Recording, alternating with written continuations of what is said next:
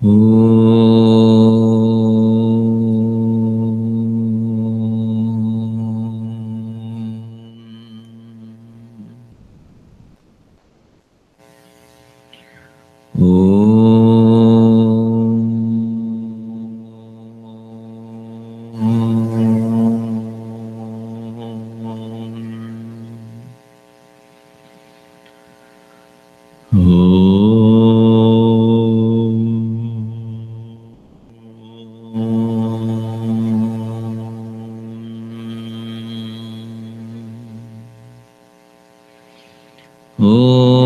Sahana Vavatu Sahanau Bhunaktu Sahaviryam Karavavahai Tejasvinavadhitamastu ma vidvishavahai.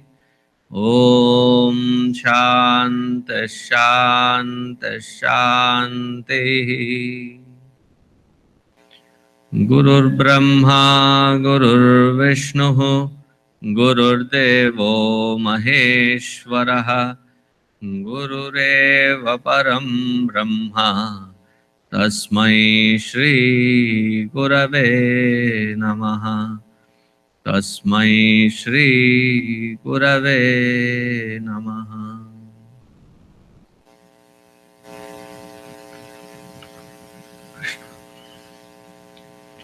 In Vishnu Sahasranamam,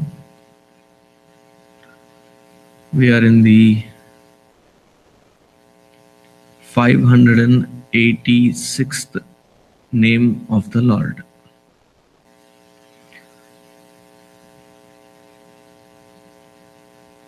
In some books, it would be the 70, which one number, shloka? 63.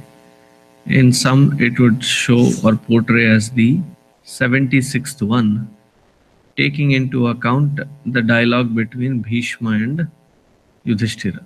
Ko dharma sarva dharmanam bhavata paramamataha. Taking from there.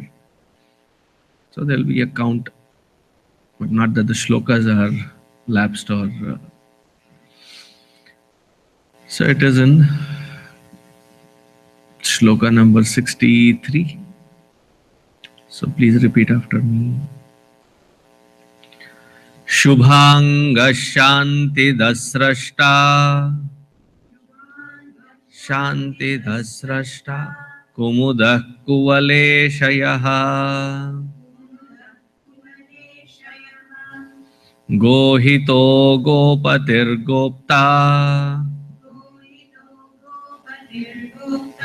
Vrishabhaksho Vrishapriyaha.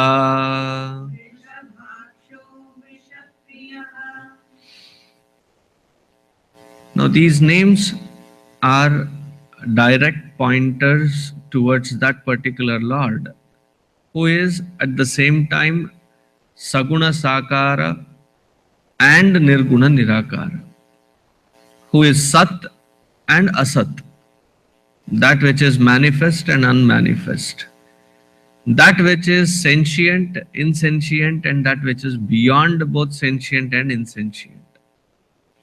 So all these various kinds, various permutations of expressions, it is the aspect or the expression or the attribute of that Lord as explained in different scriptures.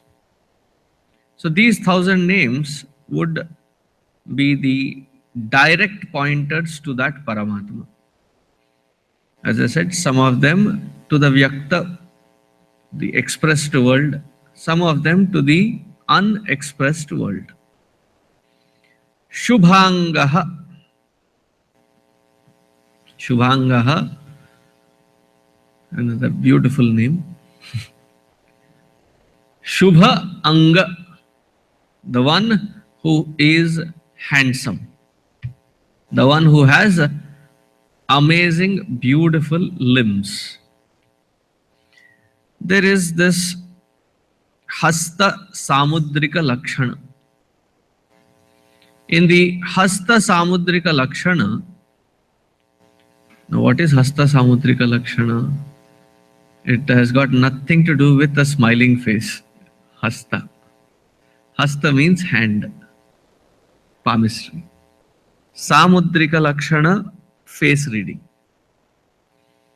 So according to the Hasta Samudrika Lakshana given in various parts of the scriptures, it is seen that in the Samudrika Lakshana, wherever the handsomeness and beauty is described, it is all about being proportionate,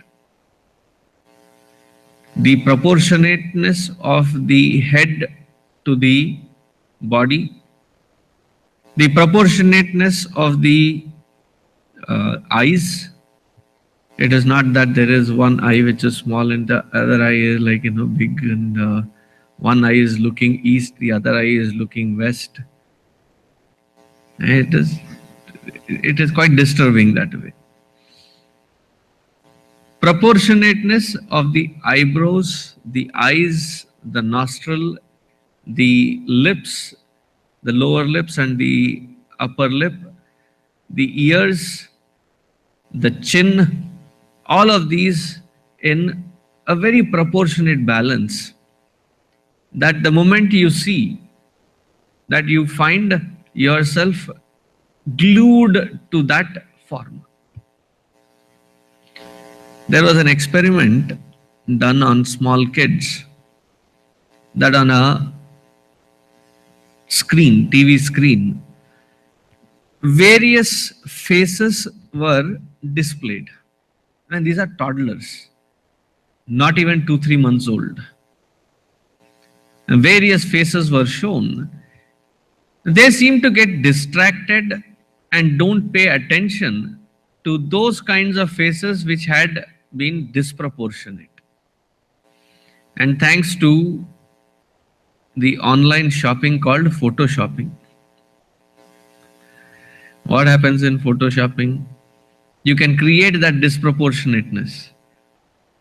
So when that disproportionate was displayed, these kids would not pay attention to that photo.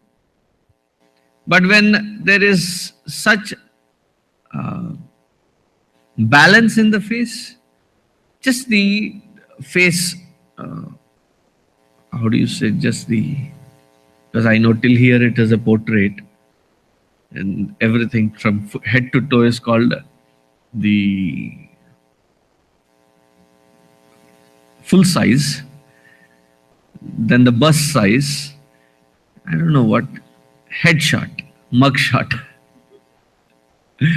So the headshot, and all from straight angle from the front.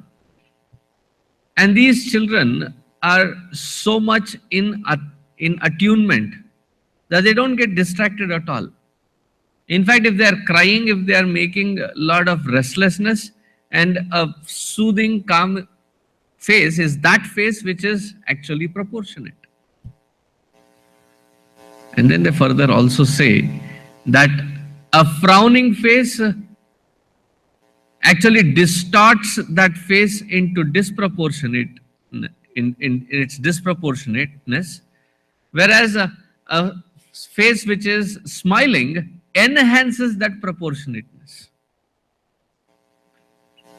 And that is why all the gods that we have, what is the form that we use? Smita Manda Hasa. Smita, a very smiling face. And how is it? It is not smiling like, all that 32 teeth are being shown and everything inside Vishwarupa Darshana is not. Smita, Mandahasa, a very delicate smile.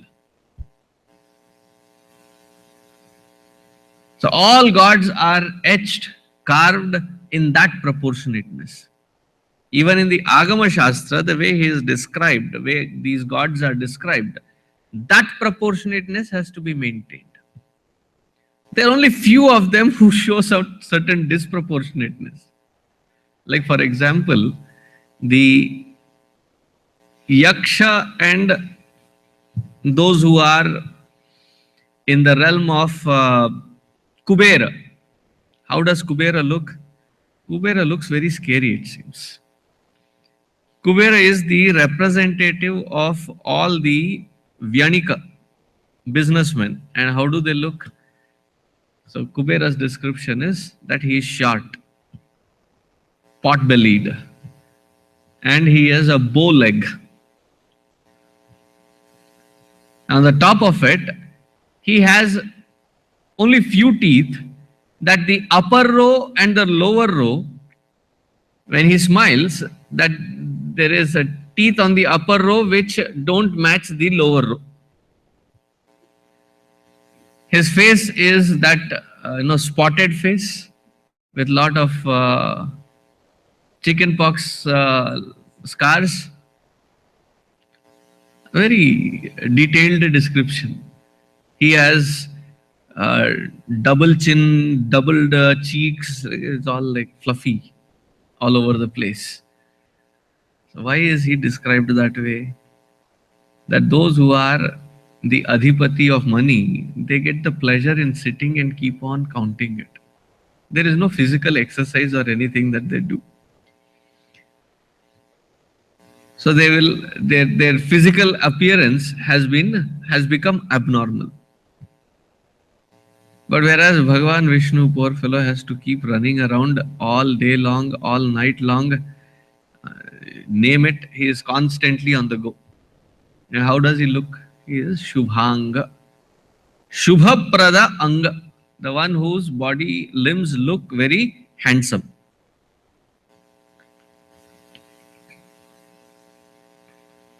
The next one, Shantidaha. Shantidaha, Shantim Dadati Iti Shantidaha. The one who bestows upon us that immense peace. Ragadveshadi Nirmoksha Lakshanam. How does he provide that? He provides that Shanti by invoking in our heart the Moksha Lakshana, which emphasizes the intellect to grow beyond Raga and Dvesha. Raga here is not the music Raga. Raga Tala, no, we are not talking of that Raga. Here Raga means attachment or liking, and Dvesha means dislike.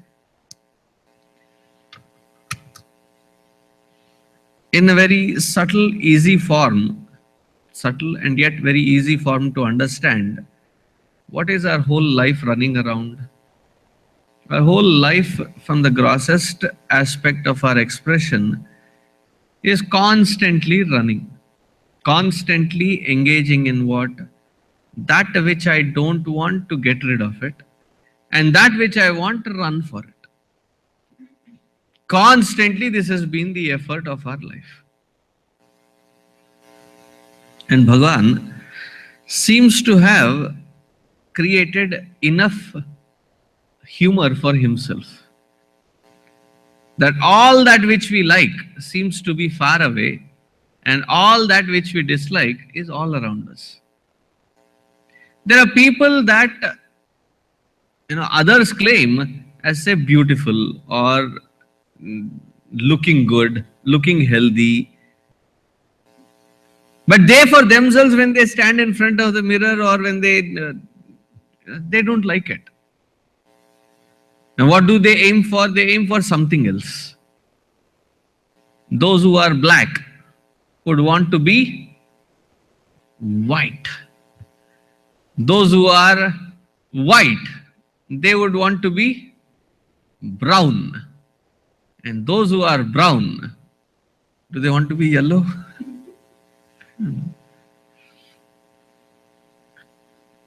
Have the election started? He's the only one who is in orange.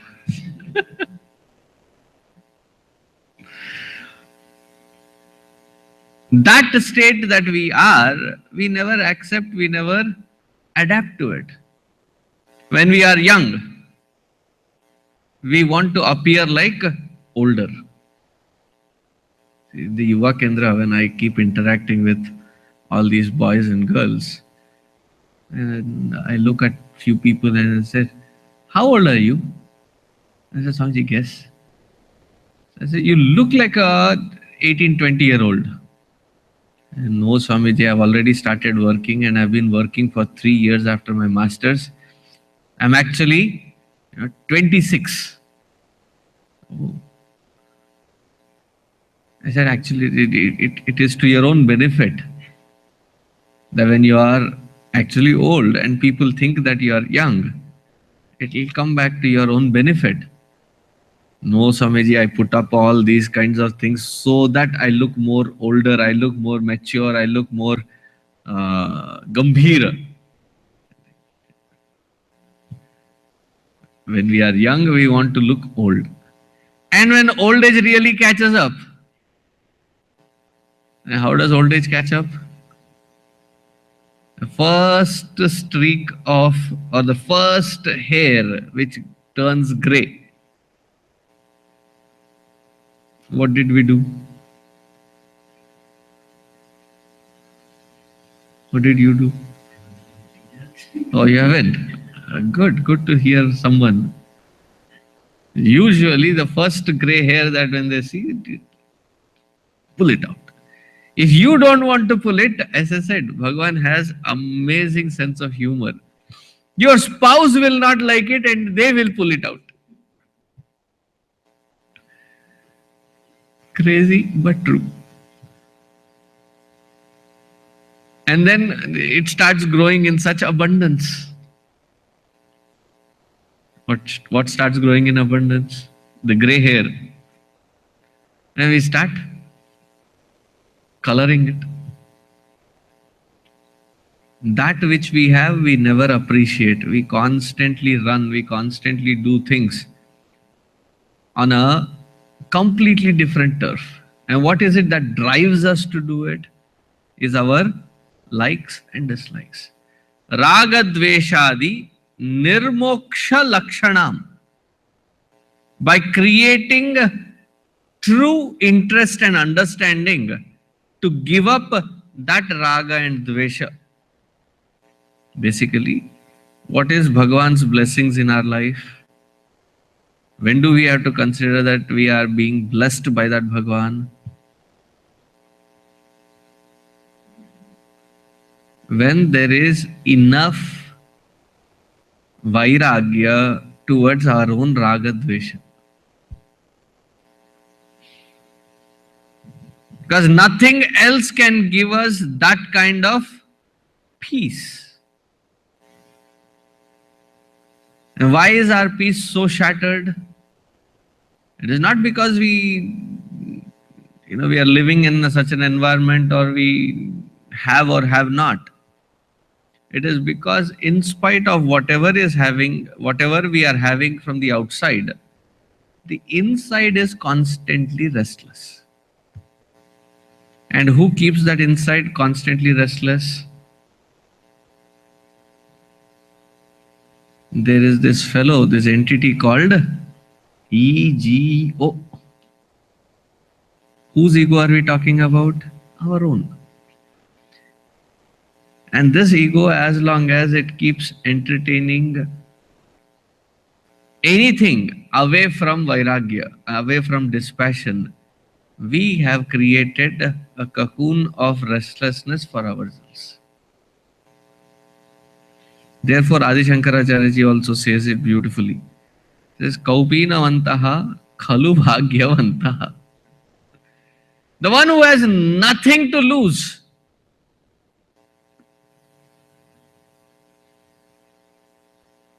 The one who has nothing and cares for nothing. You cannot scare such person. Because for everybody else there is that nerve. What do you call that? A raw nerve. That vulnerability. But for somebody who doesn't want anything, need anything, or care for anything, such one is truly peaceful.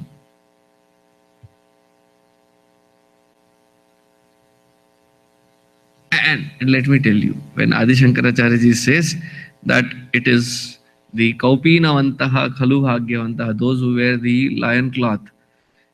The trick is not in the lion cloth. Pata chala, the next time you go to India, you are busy buying different kinds of lion cloths.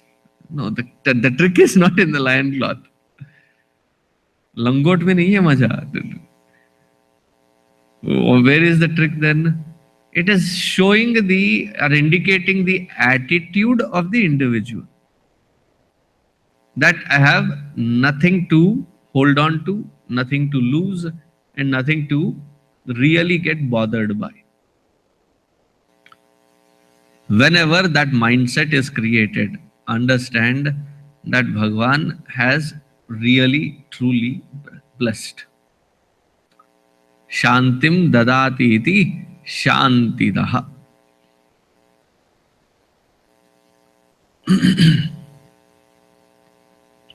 Srashta. Srashta.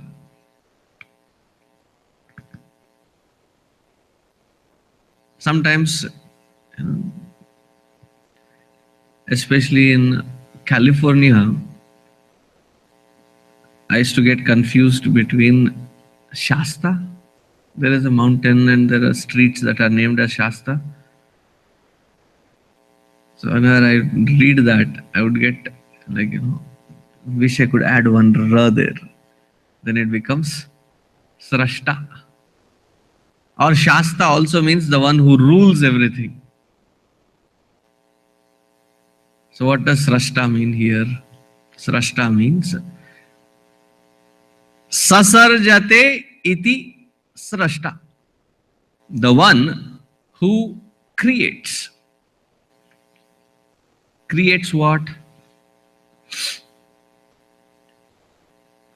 That also should be very clear. Sometimes it happens with Lord Shiva and others. They create a situation for which that Vishnu has to run down and do all kinds of stuff to take care of the things that they have created. Truly becomes a troubleshooter. So the one who has created the trouble, can they be called as Srashta? So they are also creating. When we don't plan for our life, when we don't look forward and plan meticulously, what are we creating? A blueprint of chaos for our own future. Can such one be called as Srashta? The first thing that is said is Sargadau sarva bhutani sasarjate iti Srashta. The one who creates all this creation beyond the realms of likes and dislikes. Having created it, each one of us develops our own likes and dislikes. But for Bhagwan himself, is there a like and dislike? When the entire food, what do you call it? The food pyramid. The one who is eating and the one who is eaten, both of them are created by him alone. That which is sustaining can also become that which can be the cause for destruction.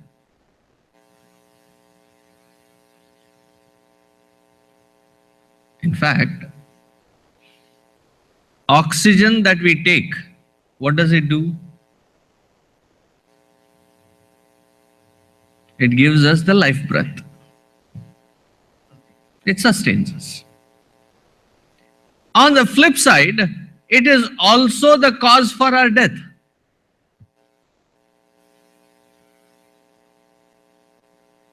How so? It's a cause for hunger and thirst. The air that we breathe goes inside and it does these physiological activities. And because of those physiological activities, we have hunger and thirst.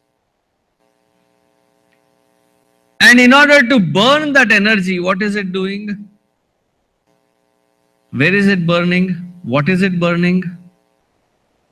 Is there some other fuel that is going inside to burn? Or the food that we put inside, does that become the...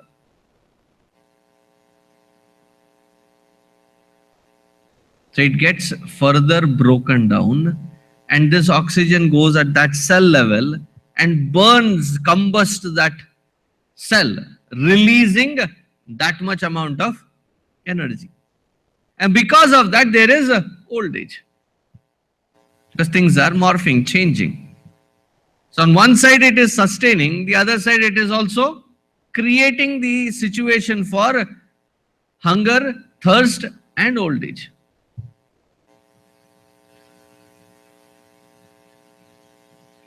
Poison. The snake poison. There's some which are very, very strong. Like the cottonmouth, the copperhead.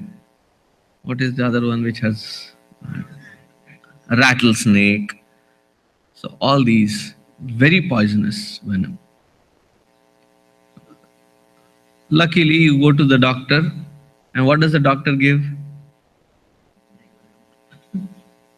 The doctor gives anti-venom, and which is nothing but snake venom again. Your doctor? It's extracted from that only, right? That's why they want a detail as to what exactly is the poison, so that that antidote can be specifically catered towards. Fair? Every aspect of this creation, he creates in that balance. One on this side, one on that side. That's how things are maintained in balance. So if you are wondering, why am I in this kind of a life? Why do I have this kind of husband or wife? One is this side, one is that side. One likes hot weather, the other likes cold weather. One likes hard bed, the other likes soft bed. This is purely at the gross level. This is called checks and balances. Sasarjate. On a deeper level, for anything to be created in this world, creation as such needs three levels of, or three kinds of involvement. What are the three? When, say, you are trying to make a pot. Have you ever tried pottery? Very frustrating. I thought it would be a piece of cake. Then I was corrected, it is a piece of pot. It ain't that easy. I could do about 1.5 to 2 inches. And by the time that raises up to 1.5 to 2 inches, invariably it collapses. Either I've made it too thin, or I'm rotating it too fast, or some kind of inconsistency that it always collapses. So when you're trying to make a pot, you need to have the right mixture of clay. Just because there is soil outside the house, it cannot be used for pottery. There has to be a specific kind. It has to be fine mud, fine clay. And then to add the right amount of water in it. That it is not too gooey, it is not too kadak that it just cracks up without you telling a joke. So you need to have the knowledge. Then you also need to have the know-how how to use the instrument.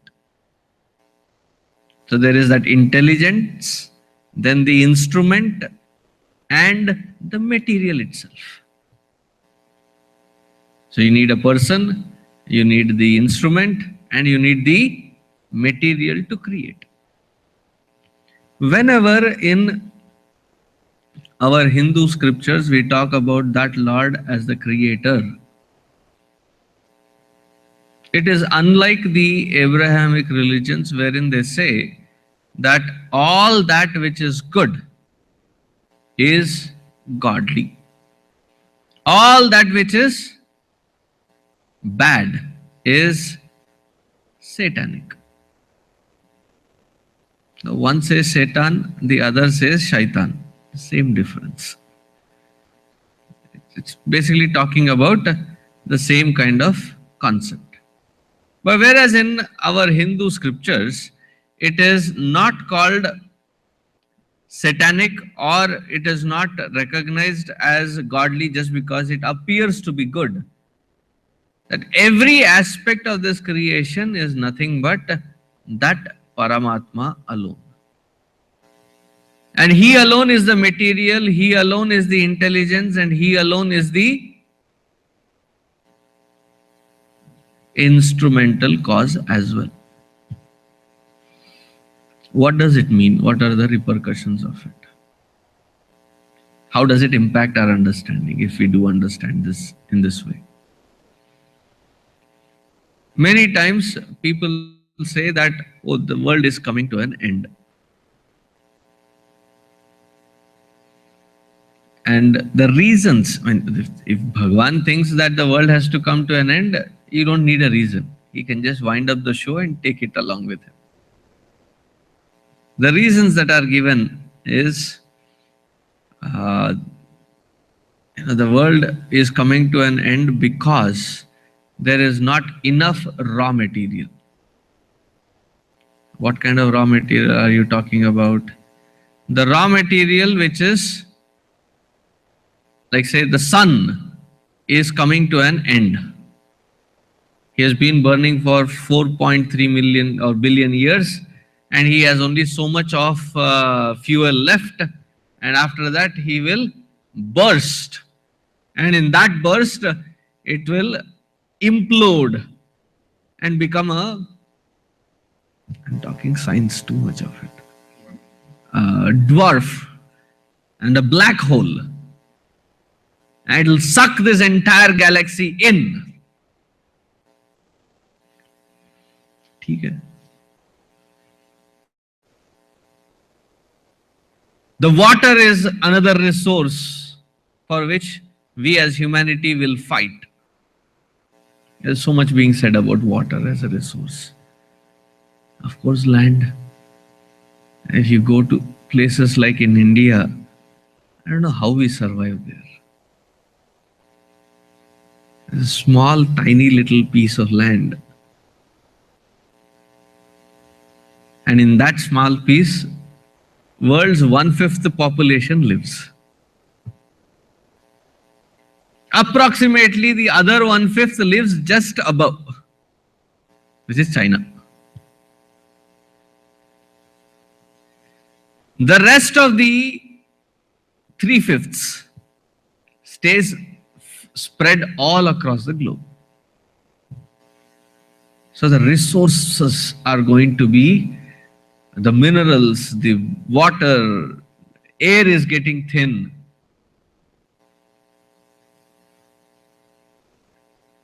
So to them, focus on making sure that where we are, we don't become the contributors of these kinds of imbalances. But just because we are creating such imbalance, suddenly the creation will halt.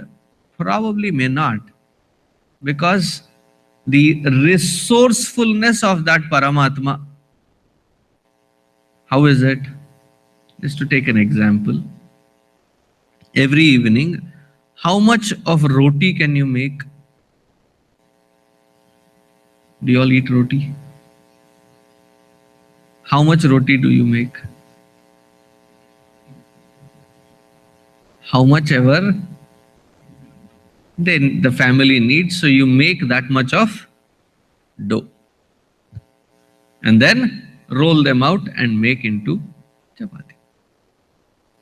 Suddenly there you have unannounced guests. So you have to make more roti. How much roti can you make now? As much as you have the raw material for. If the raw material is finito, what do? The alternate is another better one. South Indian one is a scalable. It's a very scalable diet. If there are only 4 people, it is curd. If more people come, it becomes more. It becomes more. More in Tamil is buttermilk. So I said it becomes more. It becomes buttermilk. And to scale up the South Indian food, anyway there is already mountains of rice.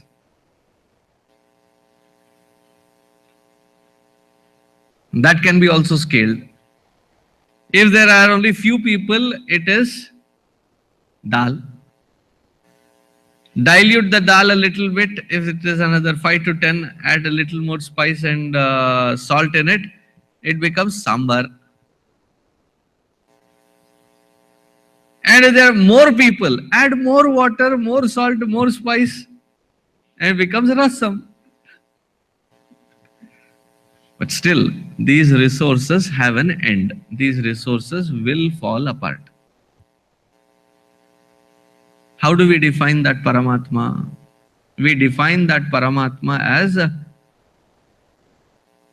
Anadi and Ananta.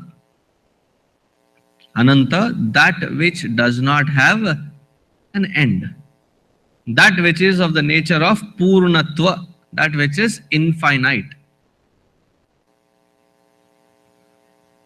So when I say he is infinite as a creator, what is his infrastructure? What is his raw material? That also is infinite.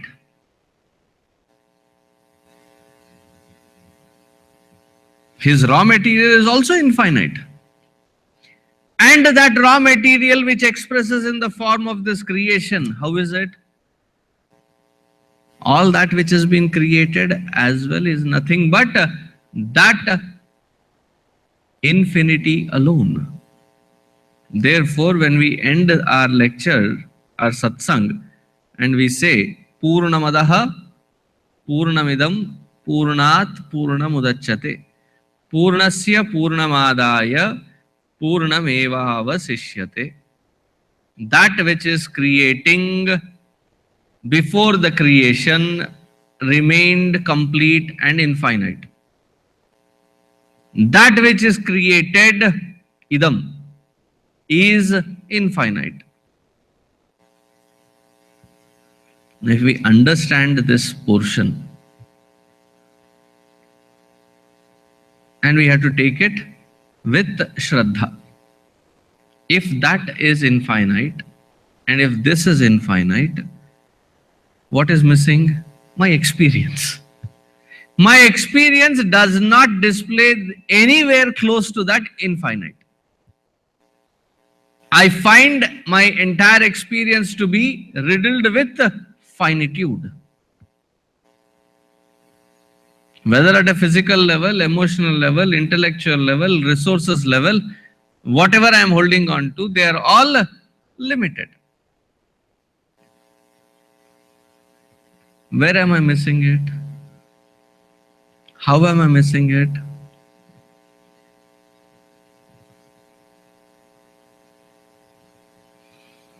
So all the masters took a deep breath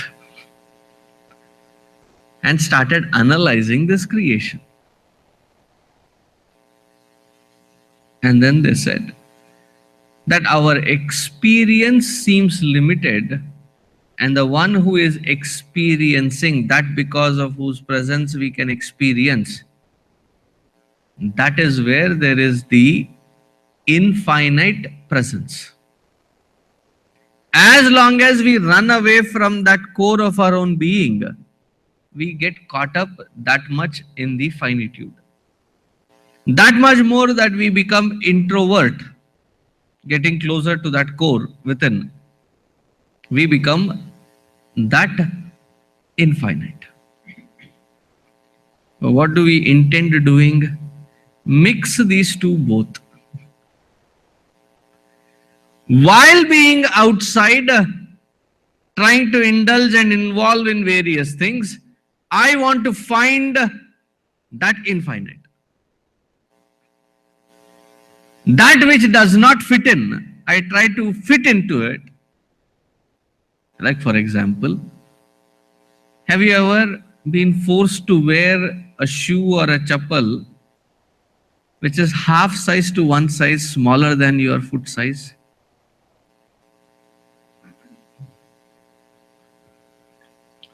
Once in Mahasamadhi camp, see, mine is a mammoth size. Okay. It's 11.5 to 12 size. So usually in India, that was the first shoe to be picked by anybody. Those are the easily stolen ones. So soon I developed a technique that nobody ever touched my shoe for 8-9 years. I converted and stopped using shoes and started using the khadao, the wooden ones. So when I go to the temples and leave them outside, by the time I come back, I used to find them nicely washed. You know, haldi, kumkum, flowers. Sometimes even dakshina and prasad was also left there. I said, earlier I used to lose, now I am only gaining.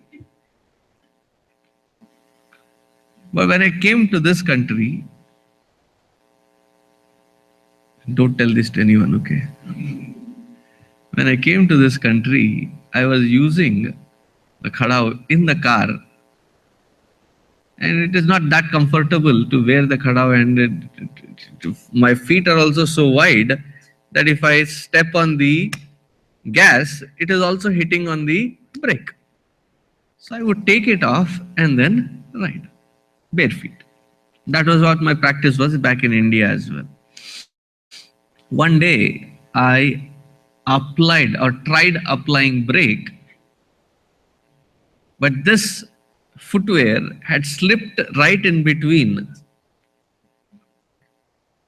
I quickly realized that that was what was happening, and with my intelligence through my legs, or the legs had enough intelligence to sort it out, pull that in the nick of the time to apply the brake. Then I decided, in this country, no more khada, no more wooden sandals. So recently, not in our Mahasamadhi camp, but in other Mahasamadhi camp, there is this shoe which looks exactly like mine. I am nowhere going to wear it because my feet would not fit in.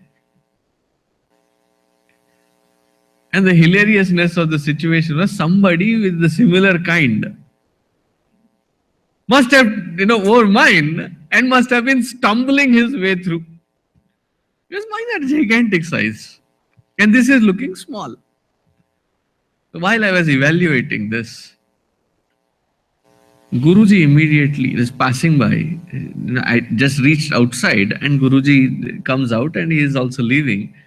And he says, Jaldi aao.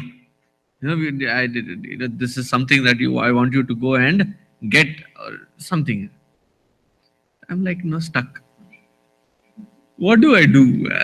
That which I have to wear at least if it was just in these in this perimeter of the Mahasamadhi camp in that hotel where we are, I would have done bare feet. But he's saying, no, you have to go out, take this list, and I need it immediate. So somehow pushed my feet in through. I tell you, wow. And then my respect for all the ladies, it has increased immensely. Those stilettos where you force the feet to stand there on the toes, pencil sharp, and then you are trying to walk on that, and it is not very comfortable. And to answer my question whether they are comfortable or not, who can I ask such questions? But it was answered. I was in New York, not this time. The first time I got so many answers covered. The moment they get out of the building, these ladies take out the purse, take out their stilettos, put them in, they have flats.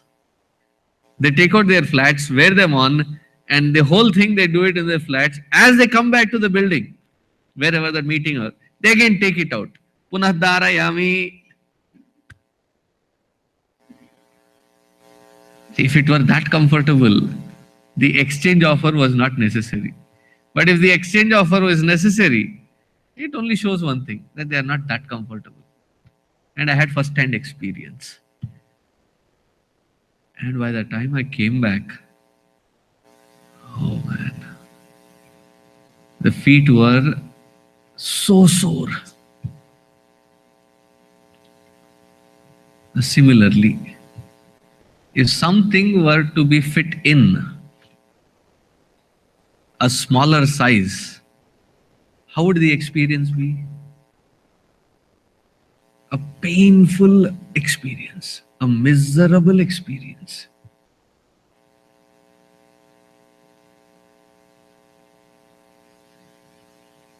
Meaning, wherever we are experiencing that pain and misery, what would it be? Predominantly the cause. The predominant cause is us trying to fit into our own finitude, that infinite which cannot be stuffed into finitude. We try to fit the outside world of indulgence and the inside world of infinite, we try to fit it in. And we try to sell it also very beautifully. Best of the both worlds, Swamiji. This world also, this world meaning the materialistic world, and then the spiritual world. Nice combination of it, nice balance of it. As Vivekananda very rightly put, he says, that where science ends, spirituality begins.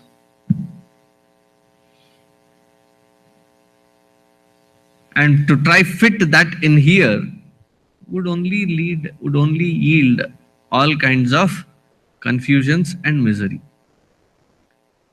Sargadau sarva bhutani sasarjate iti srashta.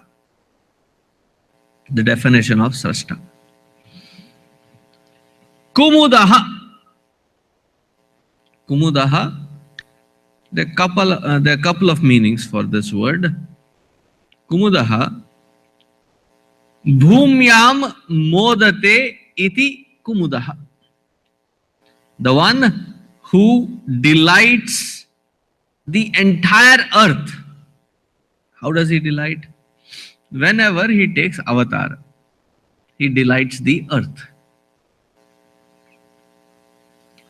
I mean, to understand this, you have to either go to Ayodhya or go to places like Vrindavan, Mathura, Dwarka, Ramavatara, Krishnavatara.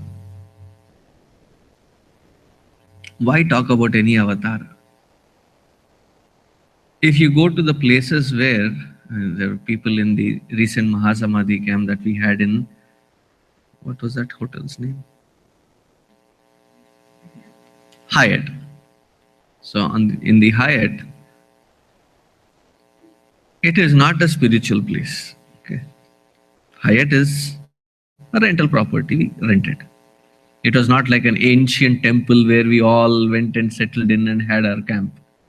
It was a business location. In that business location, we created a temporary temple kind with all Gurudev's, the relics, his clothes, his walking stick, his shoe, his glasses, various things that he has written, his pen, all things that he has used was on display. And I know, because there are these people who would come and tell me that every day that they would go sit in there, because they found that to be the most peaceful place in the entire building. What do you think actually gave them that peace? When you know somebody that great, that important, and you are with that interaction, with that divine, with that sanctified vastu. Like when I was in the redwood forest, there's this particular tree, huge one, and it says it has been there on this earth for more than 5,300 years. So I sat there on that tree, looking at that tree, how blessed that this tree was right around the same time when Bhagwan Krishna walked this earth.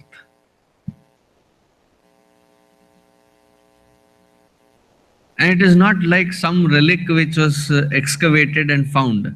This is alive, it is still there. And when Bhagwan had breathed in this earth, this tree was there.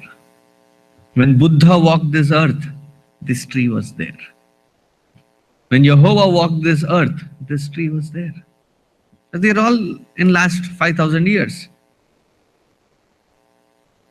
So with that attitude, when you go to Vrindavan, my hair stands on it. Because this was the very land with those two tiny feet. He ran across this entire, yes, on this earth he arrived. What was the point of his interaction? Was this Vrindavan.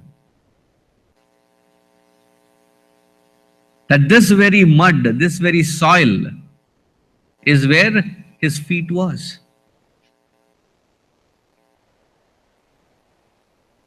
Bad or sad that we don't have the opportunity to hold to that feet today. That's okay. His feet touched this earth, this very soil here. How pavitra that soil. That he picked that Govardhana Parvat. It is still there, Govardhana. To sit on those rocks is also in itself a very different experience. Why this piece of mountain was picked by Bhagwan himself. Like many of these people, they have these basketballs signed by who? Oh, Dirk Nowitzki. I'm talking of legends. He's not a legend yet. Jordan, Michael Jordan, or LeBron James, or these are some of those really very popular legends that have been. Now, after they have signed, you don't use that as a common ball to play outside. What do you do with it? You make sure that it is a vacuum sealed display. The baseball signed, bats, a baseball bat or even cricket bat. Sunil Gavaskar signed. Sachin Tendulkar has used it.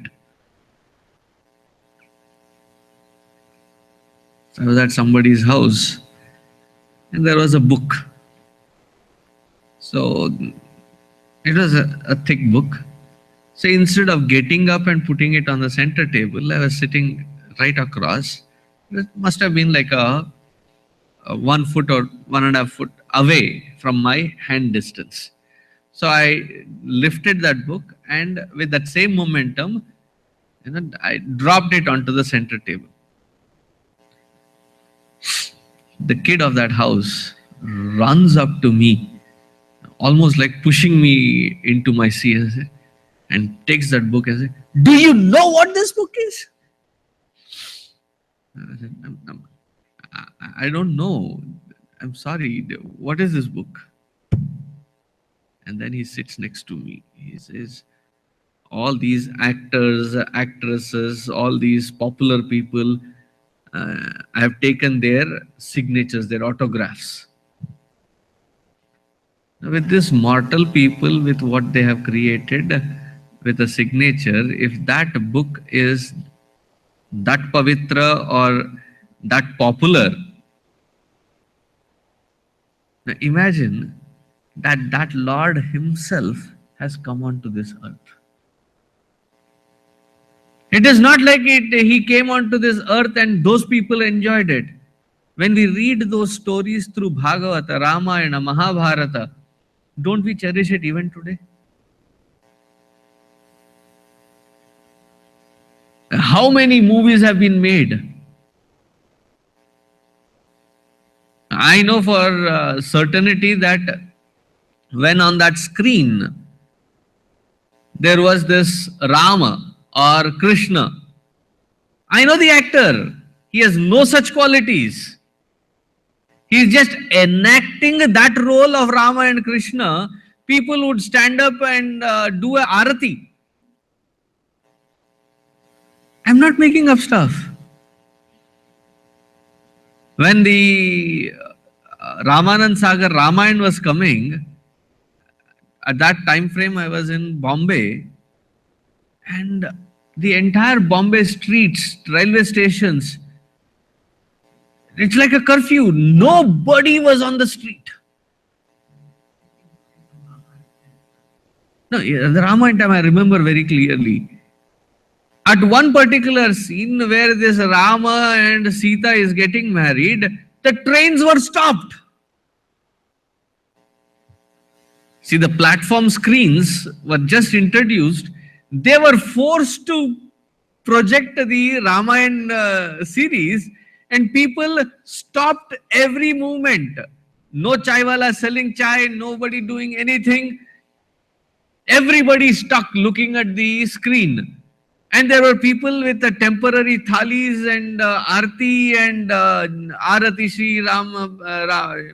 They're doing Ramchandra ji ki arati, Sita ji ki arati, and people were putting cash in there. Now, what are you doing arti to?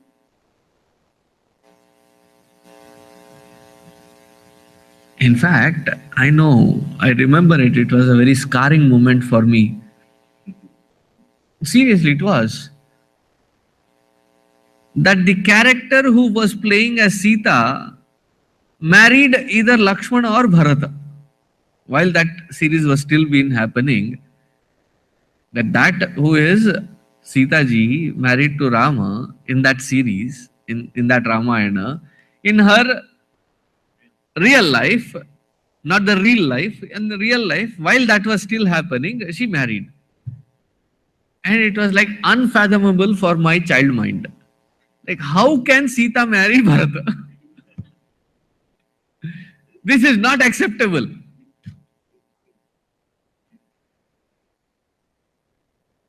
So there was that Rama, there was that Krishna, and it is not just their life. Their life portrayed today through movies, through stories, through storybooks, through Amar Chitra Katha. Don't we cherish them? Kumudaha, the one who brings joy to the ones who take his name, listen to his stories. It's like the grandfather-grandchild relationship. Mother or father, parents loving the child is one level. It comes with lot of restrictions, doesn't it? But a grandparent's love for the grandchild, it's the most spoiling, pampering relationship. Am I right? I have neither been a father nor been a grandfather, but somebody is there, they can tell. I was in a fair, as they say in India, Mela. And usually I go to such places just to see whether I buy anything or not, or just to see different people, different reactions, different mindsets in display. One big kaleidoscope wherein all these different emotions, different feelings, different expressions are mixing with each other. So that day, what caught my attention was this, not very elderly looking, but with their dialogue, with their things that they were talking with each other, it appeared like they were already grandparents. Every single stall, they would stop. They would take this tiny looking, military dress, and they will have a discussion. Our Chinna, when he wears this, he look like a commander. And that whole dress size is like my palm size. Now, what commander are you talking about? Okay. Every shop owner, they narrate the story of their grandkid with such enthusiasm. The same story repeated in the next shop. If you and I were to repeat the same thing third time, don't we feel bored? But for somebody who is in such a deep, intense love, it is never a boredom, isn't it? I've seen these people who are in love. They go out, for dinner, movie. So those 3-4 hours you have been together, you have been talking with each other, you come back. And you have not even arrived, you have not even been separated. Already on the phone. Lagero, constantly talk and talk and talk and talk. And if somebody says, how long will you keep talking? Somebody, okay, then next mode, text message. So don't you feel bored? Once you are smitten with that bug of love, everything looks attractive. Similarly, when that love for the Lord is intensified, you look forward for that kind of a katha, that kind of a situation where you can constantly dwell upon the glory of that Lord. Kumudaha. Continuing, he says, Kuvaleshayaha. Kuvaleshayaha. There are different meanings to this word, Kuvaleshayaha. One meaning of that is the one who helps Bhagavan to recline upon the water. Where is his bed? So somebody, the different houses that we go, I have not told them this. Hopefully they are not listening to me right now. So in their house, there was a water bed. Have you ever guys tried that? Man, I could never sleep on that. It is like it was a very different feeling. I would pull out the bed sheet, put it on the floor, and then sleep on the floor. But those who say that, that is the most comfortable bed. So Kuvaleshayaha, one meaning is that the one who reclines upon that Adisesha in the Milky Ocean, such one is called Kuvaleshayaha. The second meaning of Kuvaleshayaha is that which got revealed itself through the fruit and expressed or came forward in front of Parikshita on his final day. Who was that? That was the Takshaka. So in the form of Takshaka, the one who expressed through that badar, the fig fruit, and killed Parikshita. That is also called the Kuvaleshaya. Here Kuvala means that fruit, and through that fruit, that which expressed was that Narayana alone, which continued the story. But here I like the first meaning better. Kuvaleshayaha, the one who reclines upon that Adishesha in the Milky Ocean. And that Adishesha is also a very dedicated fellow. He has thousands of heads. But all his 1,000 heads, where are they? If you and I had 1,000 heads, we would have maybe put one head here and the rest of them all over the place. But this Adishesha has these thousands of heads and all of them converging with one focal point, which is the gaze on the Lord. So who is that Kuvaleshaya? Kuvaleshaya is the Lord. But that Kuvala is our own mind, which has multiple thought patterns. A mind and an alive person having a mind will have multiple thoughts. That should not be the scary part. The scary part is that it is multi-directional.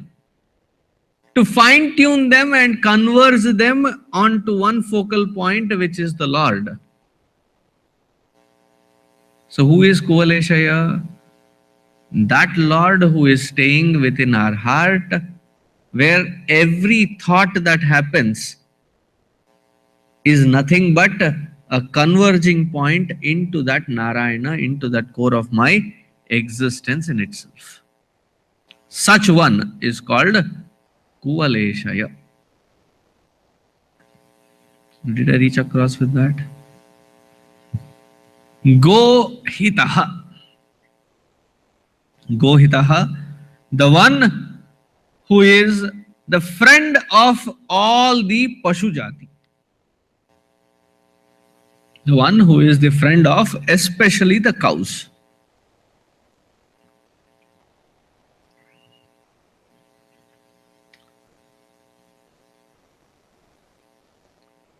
You're going, say, to a restaurant with somebody that you admire, respect, or whatever.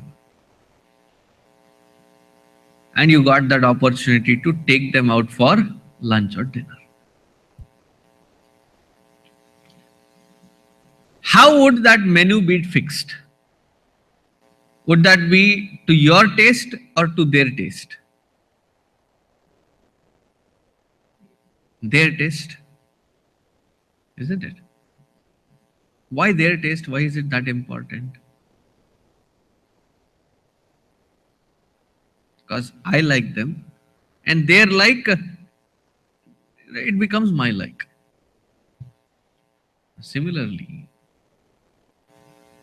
when we talk about the choice of vegetarian and non-vegetarian and things like that, especially the cow,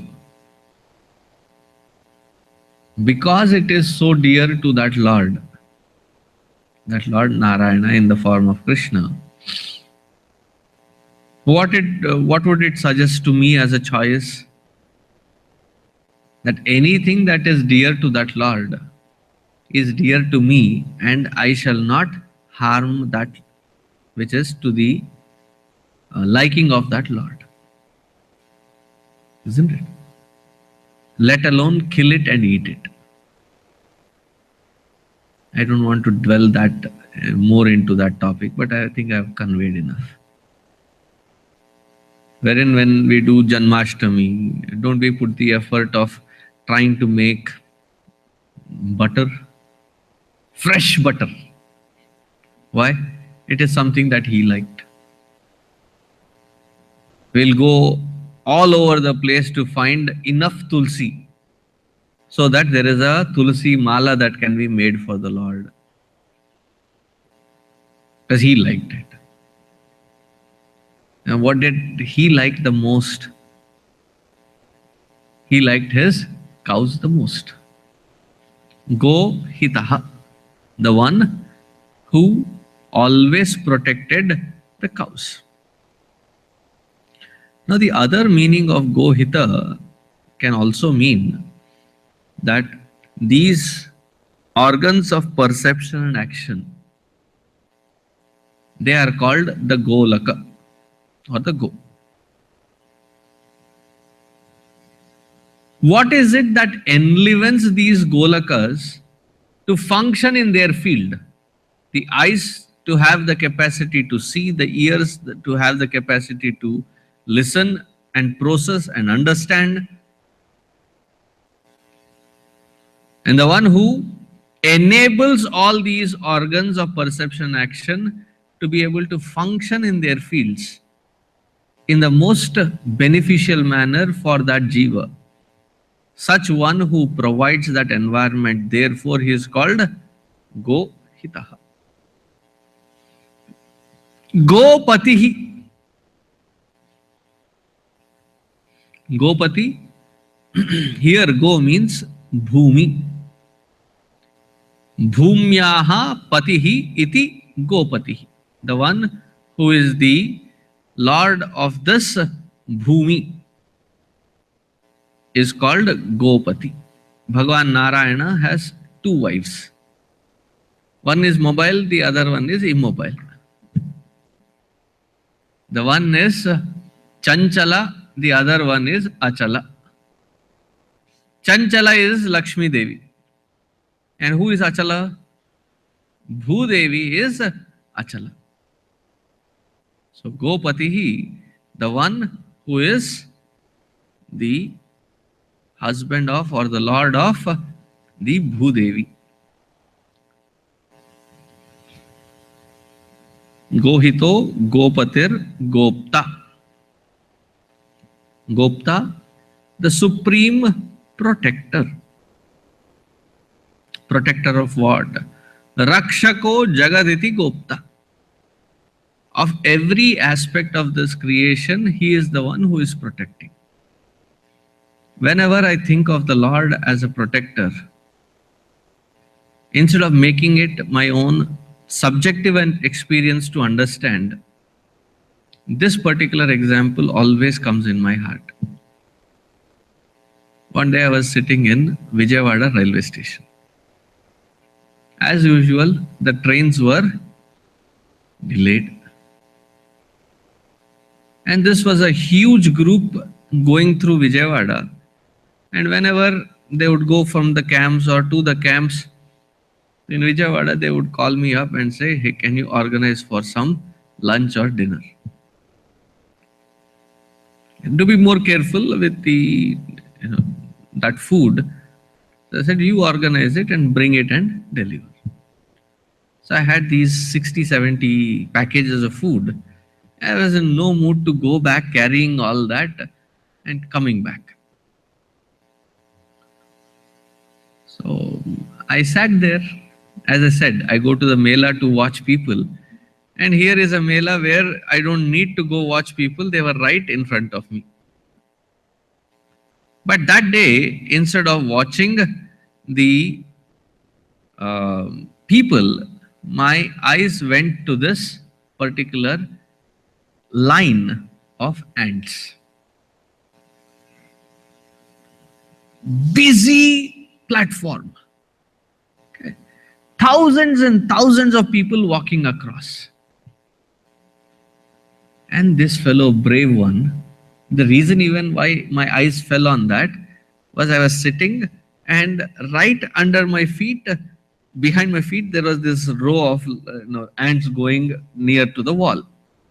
And this brave fellow comes next to my foot, is searching for something and walks. They're in that search mode. He is walking zigzag, walking.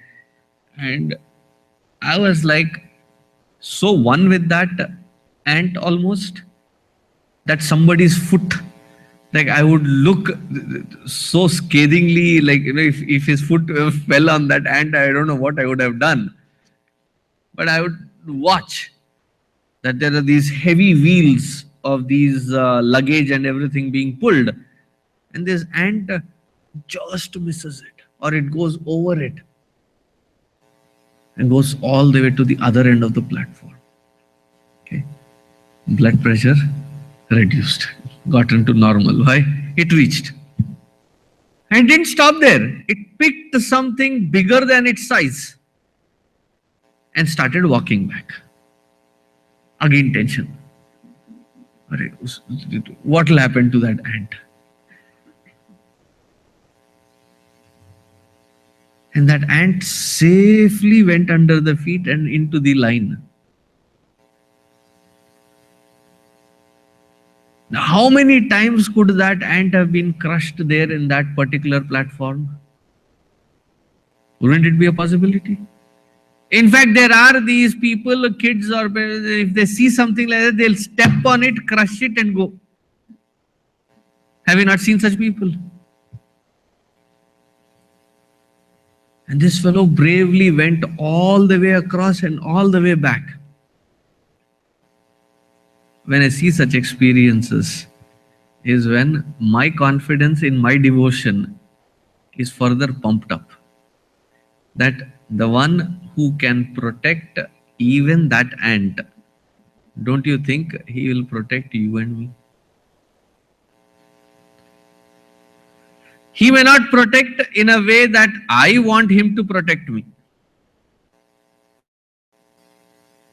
He will protect me from the standpoint of his way of looking at it and taking care of me.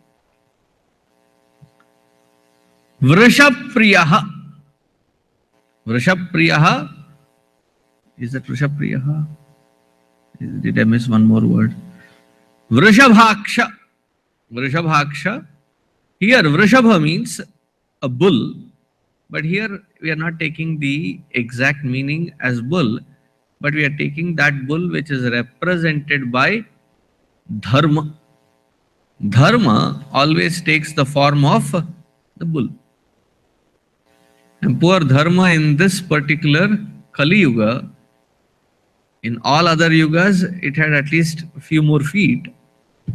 But in Kali Yuga, it is only limping on 1 foot. Do you know what is that 1 foot that dharma is hanging by? Truth.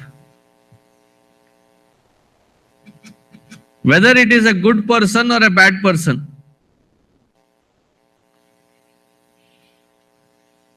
when relating to their own kind, when they're relating to their own people, what is it that they expect from their people? Honesty and truthfulness. Must be a don, must be a crooked fellow. And that crooked fellow also within his own team, doesn't he expect only honesty and truthfulness? What will happen if he is not honest and truthful?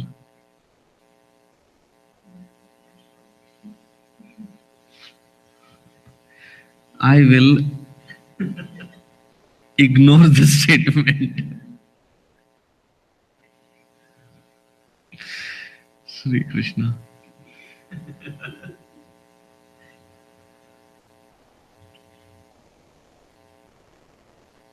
They say, "वो खत्म कर दो जाओ." Why? They are not dharmika. So that dharma, which is in the form of the bull, Vrishabhaksha, and because he is of the form of dharma, like he promised Dhruva, where Dhruva had only one desire. He said, Bhagavan, even that now I am not interested in. Bhagavan said, don't worry, beta. The moment you have made a desire, it becomes my responsibility to fulfill your desire. Luckily for him, Dhruva had only one desire prior to meeting Bhagavan. For all our desires, small, insignificant, big, that which we have desired, Bhagavan says, one way or the other, those desires have to be fulfilled. The one who fulfills the desires of all jivas, like a loving mother, is called Vrishabhaksha. And that itself is a huge discussion, that one word. But I'll tell this much and stop. Because if I go into the details, the rest 5 days will not be sufficient. Vrishapriyaha, the one who himself abides by dharma and inspires others to follow dharma. Now, whenever this is said, we have the audacity to point fingers at Bhagavan Rama, Bhagavan Krishna, in saying, why did then Rama do this? Why did then Krishna do this? Krishna to he never followed dharma. That is what many of us have concluded.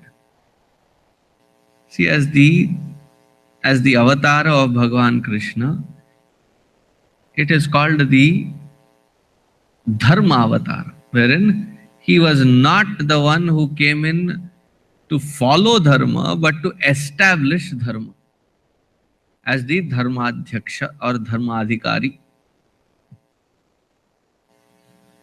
Now, to expect the Dharmadhikari to follow exactly the same law sometimes may not be that functionally practical. Like, for example, in today's world, if there is someone who is grand theft auto, somebody has stolen a car or something, and they are on the freeway, crazily fast driving. If they have to nab that person, can the cop be expected to go at 70 miles per hour, which is the speed limit? What should the cop be doing? Chase them. In chasing them, aren't they breaking the law of speed limit? Can we hold it against them saying that no, if you are Dharmadhikari, you have to stick to dharma? Am I making sense? Sometimes it seems like they vehemently are breaking the law. We are not supposed to drive on the other side of the road, opposite flow. But if this side is some pipe broken or some accident that has happened, and that is the only 2 lane that is available, to keep the seamless flow of the traffic, don't they divert this flow, put those red cones in between, and so that diversion is possible? You and I do, it is wrong.